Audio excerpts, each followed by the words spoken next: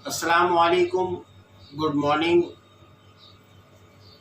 नमस्कार। मैं doctor Hakim Aslam Javed word of Unani channel से आपके सामने हूँ। हम हमेशा अपने इस चैनल पर आपके फ़ायदे की बात बताते रहते हैं, जिसमें मुख्तलिफ़ बीमारियों के बारे में बताया जाता है, उनका यूनानी इलाज क्या है, उनका परहेज़ क्या है, ये सब हम बताते हैं। और आप लोग हमेशा कोई ना कोई सवाल हमें देते रहते हैं कि हमें मुख्तलिफ़ बीमारियों के बारे में बताएं। जैसे हमारे एक व्यूवर ने कहा कि हमें अस्थमा के बारे में बताएं, उसका क्या इलाज हो सकता है, क्या परहेज़ हो सकता है। तो इसलिए आज हम अस्थमा पर बात करना चाहते हैं।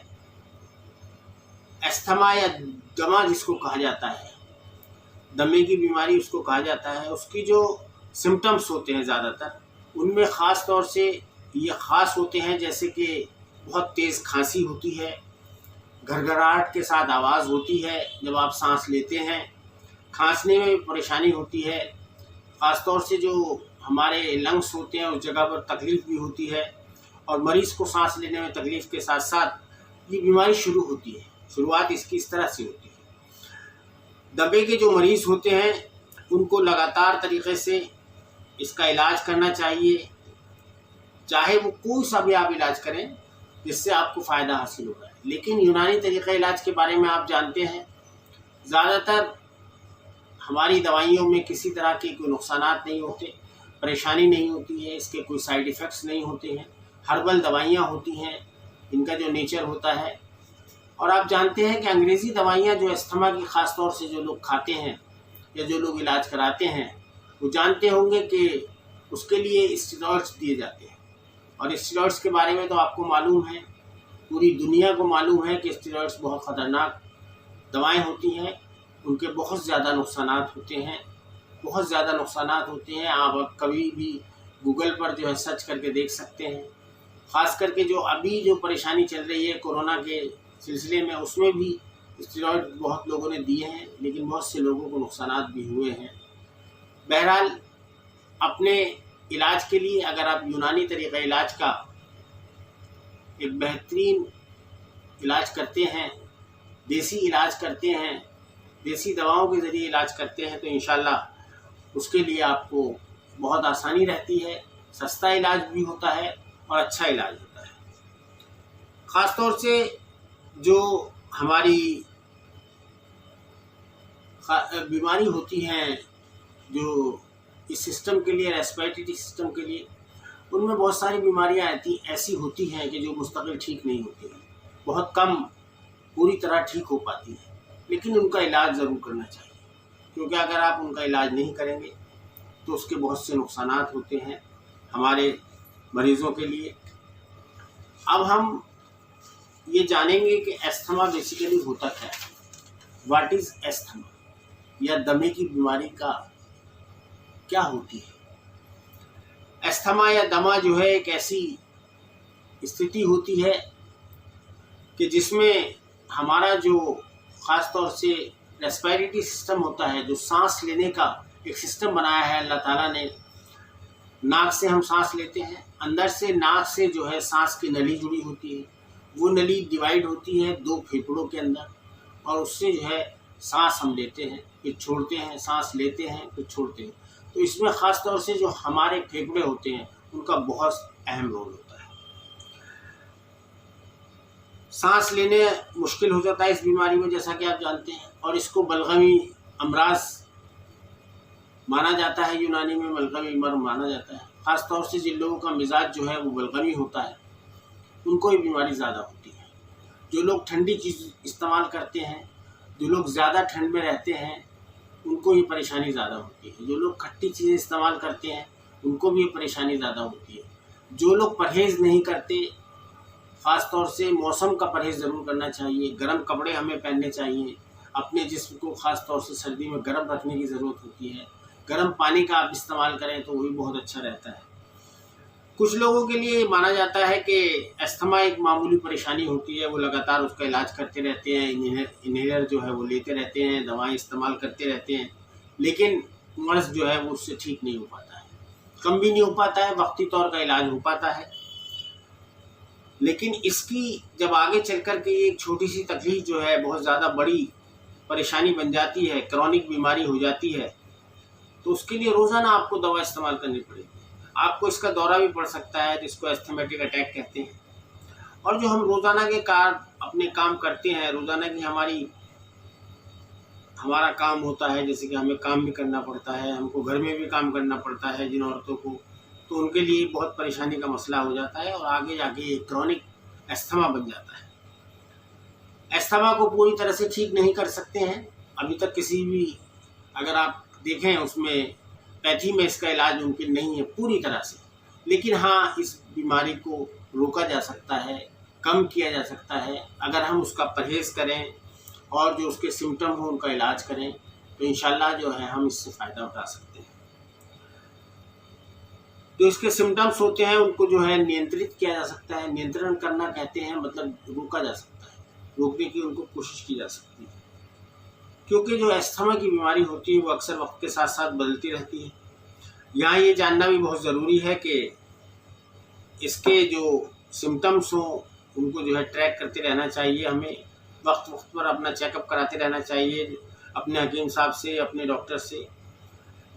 अस्थमा के जो सिम्टम्स होते हैं जो मामूली से बहुत ज़्यादा हो जाते हैं, वो हर इंसान के लिए, हर मरीज़ के लिए अलग अलग हो सकते हैं।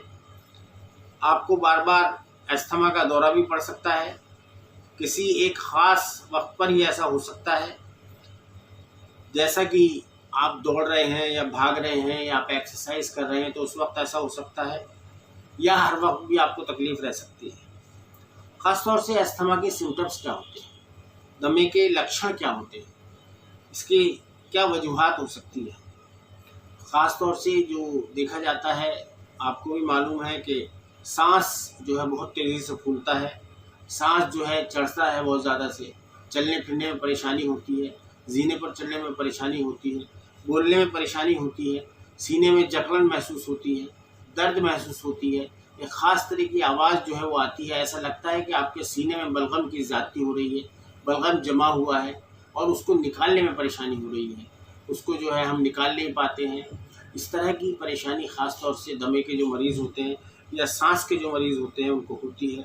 सांस में तकलीफ़ होती है, खांसी होती है, घड़घड़ाहट यानी ख़ास तरह की आवाज़ जो है वो अक्सर होती है, नींद नहीं आती है पूरी तरह से, सांस जब आपका बाहर निकलता है तो आपको सीटी की आवाज़ आती है, छाती में जो है ख़ास तौर से बच्चों को देखा जाता है जब निमोनिया वगैरह हो जाता है, इस तरह की परेशानी होती है, उनको जो है बलगम जमा हो जाता है।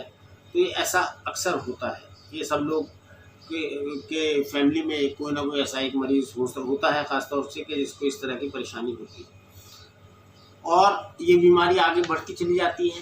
कंजेनाइटल भी होती है, अगर किसी के माँ बाप को है तो ये परेशानी जो है उनके बच्चों को भी हो सकती है। तो इसलिए इस चीज़ का ख़ास ख्याल रखना चाहिए कि हमें जो है ख़ास तौर से परहेज़ करना चाहिए, बहुत ज़्यादा ज़रूरी है।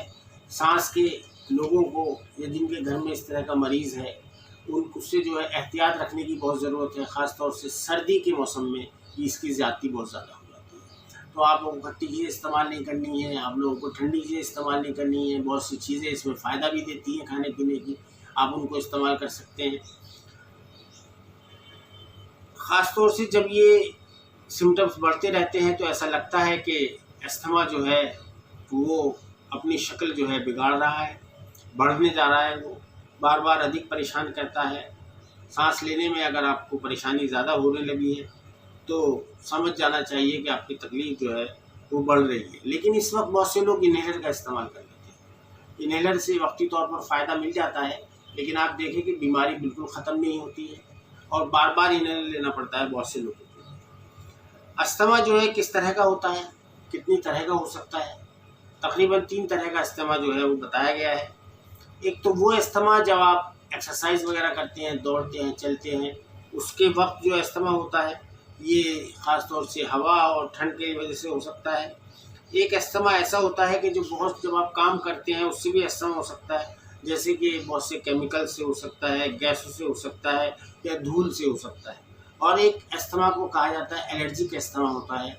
ये अस्थमा ज़्यादातर पाया जाता है लोगों में बहुत ज़्यादा कि एलर्जी हो जाती है और एलर्जी की वजह से हमें जो है ये परेशानी पैदा हो जाती है। ख़ास तौर से एलर्जी जो है पैदा होती है, उसमें पालतू जानवर बहुत से ऐसे होते हैं जिनकी वजह से अस्थमा हो जाता है।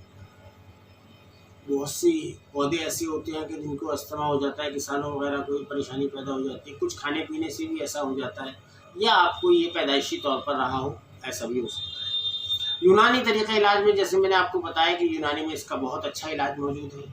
बहुत सारी दवाएं हैं जो आप इस्तेमाल कर सकते हैं, लेकिन हमेशा जो आप दवाएं इस्तेमाल करें वो किसी भी हकीम के मशवरे से इस्तेमाल करें, वो अच्छा रहता है।